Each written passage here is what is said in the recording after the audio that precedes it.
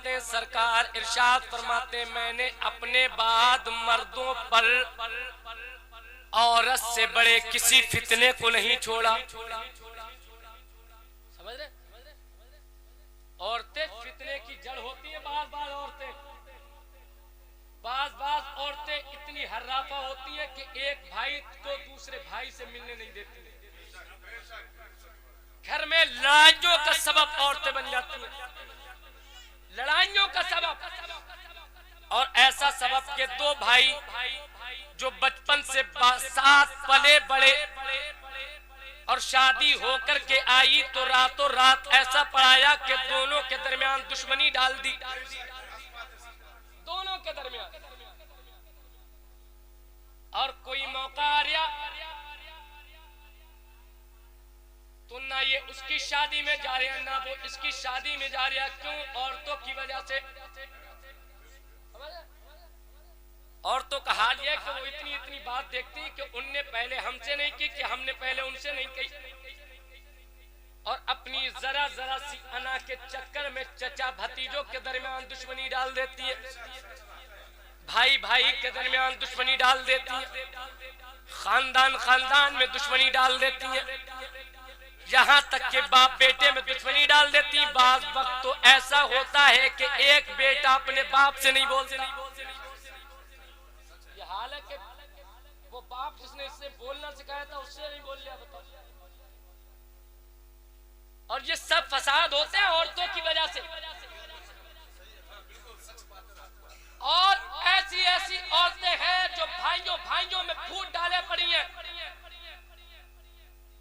रिश्तेदारियों में फूट डाले पड़ी हैं, भाइयों भाइयों को मिलने नहीं दे रही। 10-10 साल हो गए लड़ाइयां चलते हुए, और सिर्फ तू मैं की लड़ाइयां 10-10 साल तक खत्म नहीं हुई। शादियां भी हो जा रही, वलीमे भी हो जा रहे, न्यादे भी हो जा रही, बच्चों की विलादतें भी हो जा रही। एक भाई अपने भाई के सीने से नहीं लग पा रहा है। समझ रहे? मेरे सरकार सल्लल्लाहु ताला अलैहि वसल्लम इरशाद फरमाते हैं, मैंने अपने बाद मर्दों पर औरतों से ज्यादा किसी को फितनागर नहीं छोड़ा। इसलिए औरतों को चाहिए कि वो इस बात पे तवज्जो दें कि वो बात बनाने की करें, बिगाड़ने की ना करें। भाइयों भाइयों में आज फसाद है औरतों की वजह से। बाप बेटे से नहीं बोलता, औरतें की वजह से। चचा भतीजे एक दूसरे से नहीं बोलते हैं, और हालात तो इतने ज्यादा खराब हैं। छोटे छोटे बच्चे होते हैं, उनसे भी कहते हैं उनके घर मत जाइए, चच्ची के घर। बिल्कुल सही बात है। हाँ, वो ताई के घर मत जाइए, चच्ची के घर मत जाइए, उनके दिलों में भी ये औरतें जहर घुलती हैं।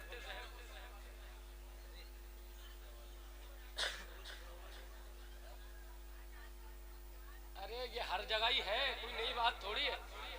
हर जगह है, जहां जाओगे वहां देख लोगे।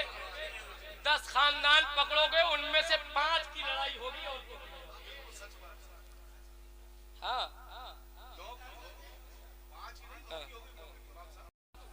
सऊदी में आदमी कमा रहा, सैलानी को औरतें लुटा रही, और माँ बाप कौड़ी कौड़ी को तरस रहे।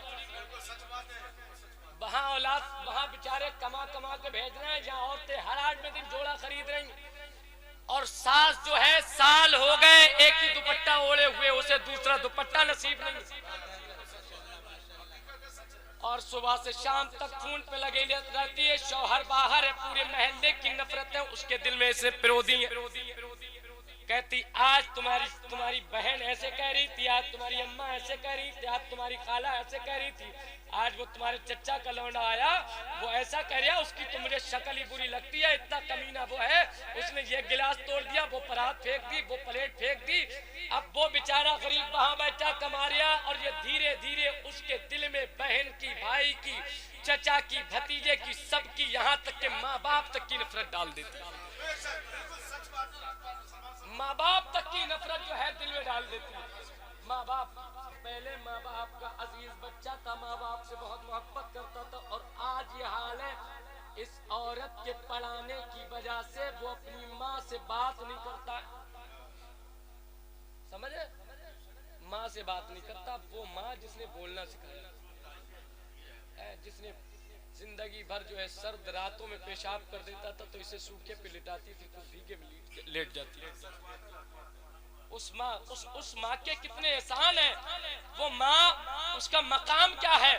आज औरतें उस माँ से जो है, उस माँ से लड़के को जुदा करने में लगी हैं जिस माँ की वजह से आज इस घर में है। माँ का मकाम क्या है सुनो। मेरे सरकार सल्लल्लाहु तआला अलैहि वसल्लम की बारगाह में एक सहाबी आते हैं, अर्ज करते हैं या रसूल अल्लाह, मैंने अपनी माँ को कांधे पे बिठा करके 7 मरतबा हज कराया है और ऐसे आलम में हज कराया है, ऐसी शिद्दत धूप में हज कराया है कि अगर पत्थर पर गोश्त का लोथड़ा डाल दिया जाए तो वो भुन जाए। या रसूल अल्लाह, क्या मैंने अपनी माँ का हक अदा कर दिया है।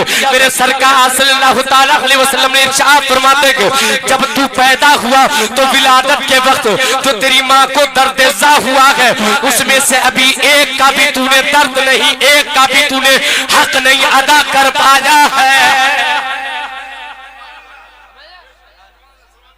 माँ का मकाम है, माँ का क्या मकाम है। अब सुनो माँ का मकाम सुन लो, माँ का क्या मकाम है। मेरे सरकार सल्लल्लाहु तआला अलैहि वसल्लम इरशाद फरमाते हैं, मेरे सरकार फरमाते हैं माँ का मकाम ये है कि माँ के कदमों के नीचे जन्नत है। वो औरतें जो सर उठाए फिरती है, अपने शौहर को अपना गुलाम समझती है, अपने शौहर पे हुकूमत करके अपने शौहर पे हुकूमत करके शौहर के अपनी उंगलियों के इशारे पे नचाकर माँ बाप का नाफरमान बनाती है, वो सुने सरकार का पैगाम सुने। मेरे सरकार सल्लल्लाहु तआला अलैहि वसल्लम इरशाद फरमाते हैं, पहले माँ का मकाम सुन लो, फिर शौहर का मकाम सुन लो। शौहर का मकाम क्या है और माँ का मकाम क्या है। मेरे सरकार इरशाद फरमाते हैं, अल जन्नतु तहत अक़दामिल उम्महात, जन्नत जो है वो माँ के कदमों के नीचे है। जन्नत माँ के कदमों के नीचे है। इसके शौहर की जन्नत, माँ इसके शौहर की जन्नत उसके माँ के कदमों के नीचे है। अब जरा सुनो, औरत की भी जन्नत कहाँ है वो भी सुन लो। सरकार की एक हदीस पाक सुनो। सरकार सल्लल्लाहु तआला अलैहि वसल्लम की बारगाह में हज़रत अबू बकर अर्ज करते हैं, या रसूल अल्लाह, हम देखते हैं सरकार जानवर आपको सजदा करते हैं, सरकार ऊंट आपको सजदा करते हैं, सरकार बकरियां आपको सजदा करती है। सरकार सल्लल्लाहु तआला अलैहि वसल्लम ये जानवर आपको सजदा करते हैं तो हम तो ज़बिल उक़ूल है, हम तो अक्ल वाले हैं, हम तो इल्म वाले हैं, हम तो शऊर वाले हैं। हम ये चाहते हैं या रसूल अल्लाह हम भी आपको सजदा करें। अब सुनो, मेरे सरकार इरशाद फरमाते हैं, सरकार फरमाते हैं, अल्लाह के अलावा मेरी उम्मत में, मेरी शरीयत में अल्लाह के अलावा किसी को सजदा करना जायज नहीं है। अगर अल्लाह के अलावा किसी को सजदा करना जायज होता तो मैं औरत को हुक्म देता कि वो अपने शौहर को सजदा किया करे। मैं औरत को हुक्म देता कि वो अपने शौहर को, अब शौहर का कितना बड़ा मकाम है कि अगर सजदे का हुक्म होता तो औरत को हुक्म होता कि वो अपने शौहर के कदमों में अपना सर रख दे।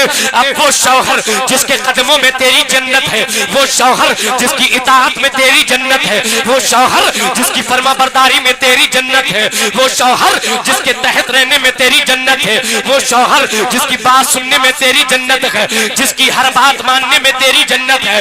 अब उसकी जन्नत सुन ले कहाँ है। जिसके कदमों के नीचे तेरी जन्नत है, उसकी जन्नत तेरे सास के कदमों के नीचे है, उसकी जन्नत उसकी माँ की बात मानने में है, उसकी जन्नत उसकी माँ के कदमों में है, उसकी जन्नत उसकी माँ की फरमाबरदारी करने में है, उसकी जन्नत उसके माँ के पैर दबाने में है, उसकी जन्नत उसकी माँ की खिदमत करने में है, उसकी जन्नत उसकी माँ की फरमाबरदारी करने में है, उसकी जन्नत उसकी माँ की इताअत करने वाले में है।